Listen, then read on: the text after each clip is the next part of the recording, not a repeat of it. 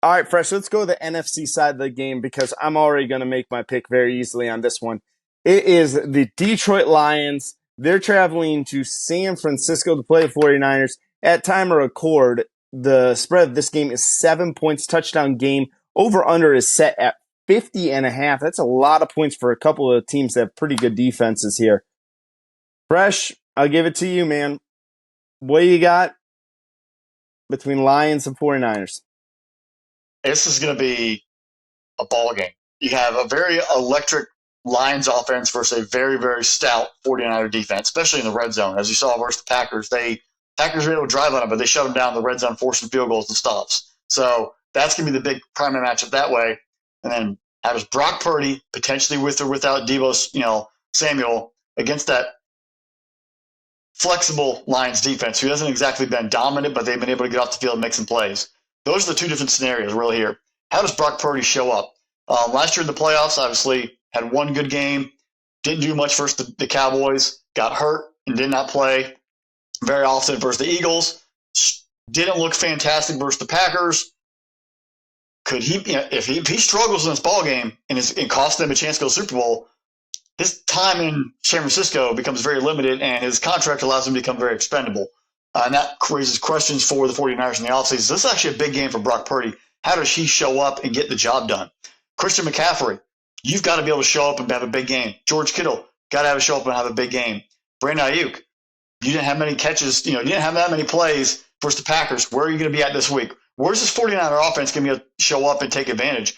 If they come out and lay a dud or don't have a great game, this puts the game at risk versus that Lions offense who has shown the ability to move the football.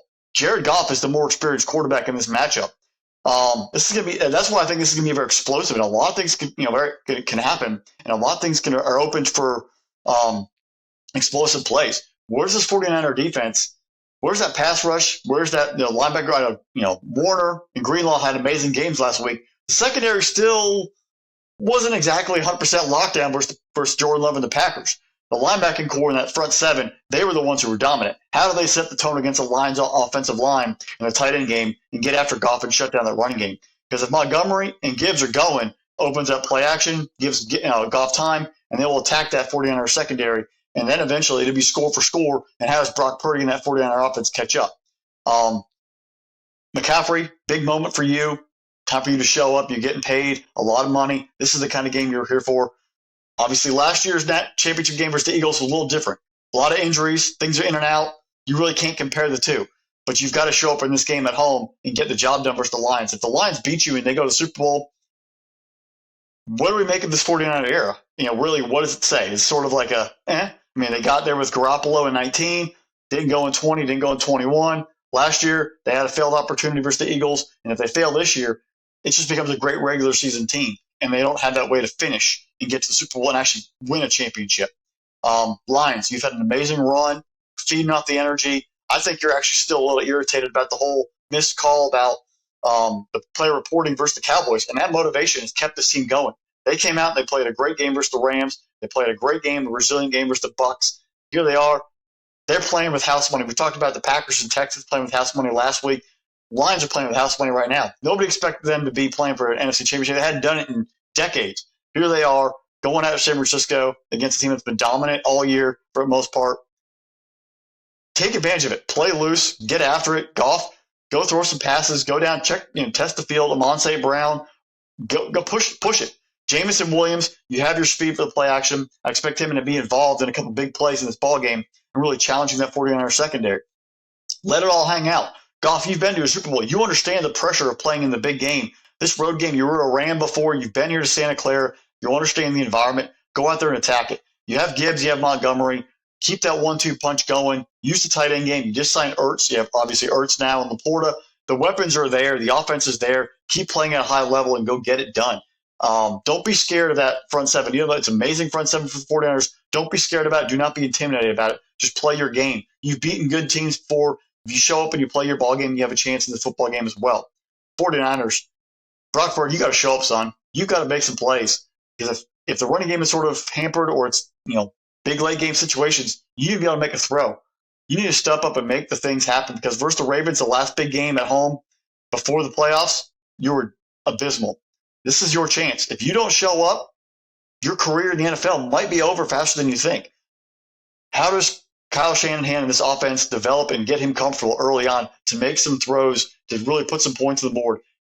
Kittle had a big game versus the Packers. I expect him to be more involved as the focal point. And as Purdy goes, it's Purdy being successful if Kittle and McCaffrey are successful, and then Dabo and Ayuk sort of build out from there. But the two of those guys have got to be focal points. If the Lions can get away with shutting down the run or taking out Kittle, it's going to put a lot of stress on Purdy to make a decision in the pocket, and he hasn't been that great down the stretch. I expect this game to be a full four-quarter fight. In the end, I trust the 49ers defense in the red zone more than the Lions. I think the 49ers win 31-27. They escape the Lions. The Lions put up a heck of a battle, but the 49ers defense is just too good and they're too locked in late in this football game. And they pull out a victory and get themselves to Vegas to play the Super Bowl. Fresh, San Francisco's a cool place. I've visited a few times before. I've enjoyed my time over there in San Francisco. Golden Gate Bridge. Napa Valley is fantastic with all wine country and everything like that. Alcatraz, the prison, awesome. The wharf, really cool. Great clam chowder down there. Even the baseball stadium, and I'll give them a free plug here, the 21st Amendment Brewery down there in downtown San Francisco. Fantastic brewery there as well. And if they would like to sponsor the show, hit me up in the DMs. Christian McCaffrey's good at football, man. There's no other way to say it. He's absolutely amazing. George Kittle is a beast. He's one of the most, outside of Travis Kelce, I'd say like one of the most unique football players in the NFL. And Brock Purdy, like the story he has had coming out of Iowa State, we talked about him in the first year of our college football podcast. And every time we talked about Iowa State, how great Brock Purdy was. And we were really shocked that he lasted that long in the draft. We didn't expect him to go Mr. Irrelevant. The thing that they've built in San Francisco is just truly remarkable. And you take a look at what San Francisco has. You have, Silicon Valley right over there. You have all Yahoo and Google and all of those companies, Facebook, and it costs a lot of money to live in San Francisco.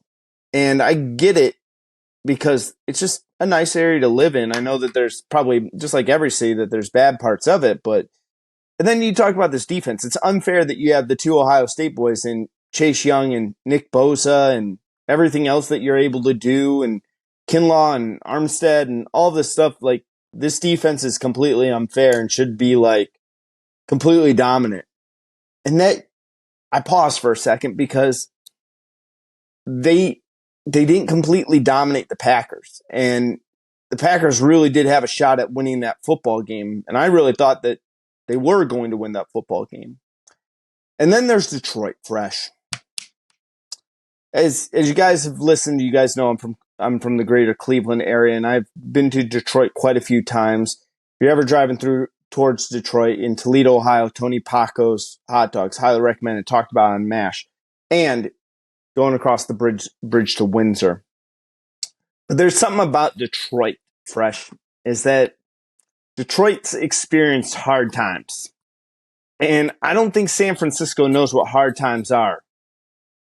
Hard times are when the textile workers around this country are out of work. They got 4 or 5 kids, Fresh, and they can't pay their wages and can't buy their food. Hard times are when the auto workers are out of work and they tell them to go home.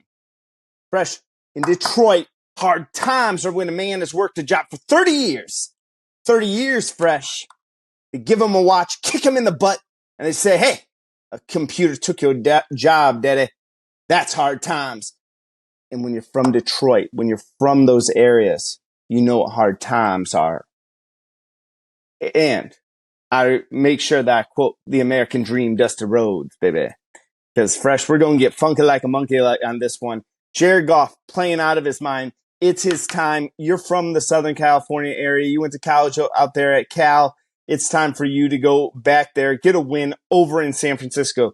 Jamar Gibbs, I was wrong about you. I question why you were a first-round pick. You've played well.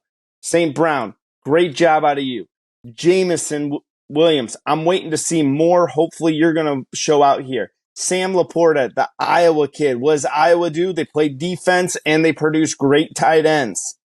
You see all of these things here, Fresh, of all of the things that are out there. David Montgomery, the cast off from the Bears, doing everything he can do.